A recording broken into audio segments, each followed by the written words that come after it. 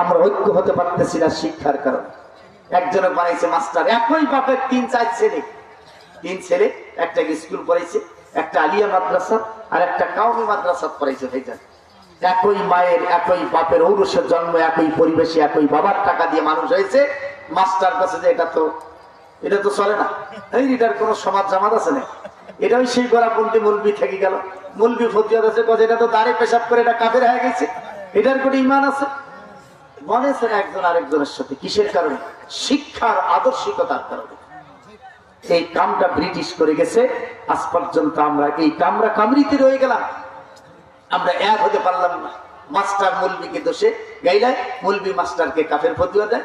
আবার আরেকজন কাছে আমার আকীদা খারাপ, এই কাছে না ওই একের জঙ্গিবাদ, নানান কথা বলে এই জাতিকে নানান ভাগে বিভক্ত করে ফেলেছে। এই বিভক্ত করে যারা এতদিন রাষ্ট্রীয় ক্ষমতায় ছিল, সুবিধাটা তারাই লুটেছে। ঠিক কিনা বলেন? তারাই এই কাজটা করেছে, এই সুবিধা লুটেছে। শিক্ষা ব্যবস্থায় এক করলে সমস্যা কোথায়? পৃথিবীর আর কোন রাষ্ট্রে আছে শিক্ষা ব্যবস্থা এক নয়? সব রাষ্ট্রের শিক্ষা ব্যবস্থা একটা, আর আমাদের এখানে ডিভিশন শিক্ষা ব্যবস্থা, যেটা জাতির জন্য সবচেয়ে বড় ক্ষতিকর।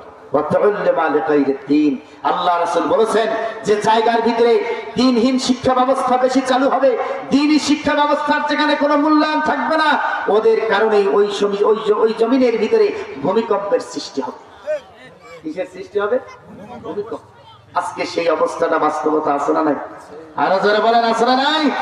বাস্তবতা এটা আছে। ভাইজান, ভাইয়েরা আমার, আপনি একটা কথা চিন্তা করেন, বাংলাদেশের ভিতরে শিক্ষা ব্যবস্থা আছে, জেনারেল শিক্ষা ব্যবস্থায় যে কয়জন ডিসি থাকার কথা, আলিয়া শিক্ষা ব্যবস্থার সমপরিমাণ যদি ডিসি থাকতো, কাউমি যারা পড়েছেন তাদেরও যদি সমপরিমাণ ডিসি থাকতো, আলিয়া মাদ্রাসার যে পরিমাণ আজকে জেনারেল শিক্ষিত বিসিএস ক্যাডার তৈরি করে যাদেরকে ইউনো বানানো হলো, ভাইজান, এইরকম যদি আলিয়া পড়া তাদের সমপরিমাণ ইউনো দিত, কাউমি পড়াদেরকে সমপরিমাণ ইউনো দিত, তাহলে কিন্তু একটা ভারসাম্য রক্ষা হতো।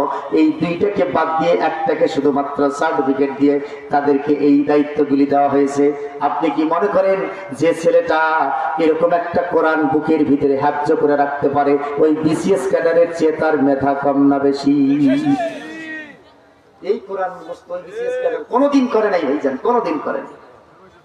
কিন্তু আপনার আমার এই সন্তানেরা করেছে, যারা এত বড় একটা কোরআন নির্ভর ভাবে মাথায় ধারণ করলো, তাদেরকে আপনি কি মনে করেন এরা মেধাবান না? এরা তো মেধাবান, কিন্তু তাদের মেধার কোন মূল্যায়ন বাংলাদেশের কোন সরকার এই স্বাধীনতার পরে করতে পারে নাই। এইটাকে আমরা ভাঙতে চাই।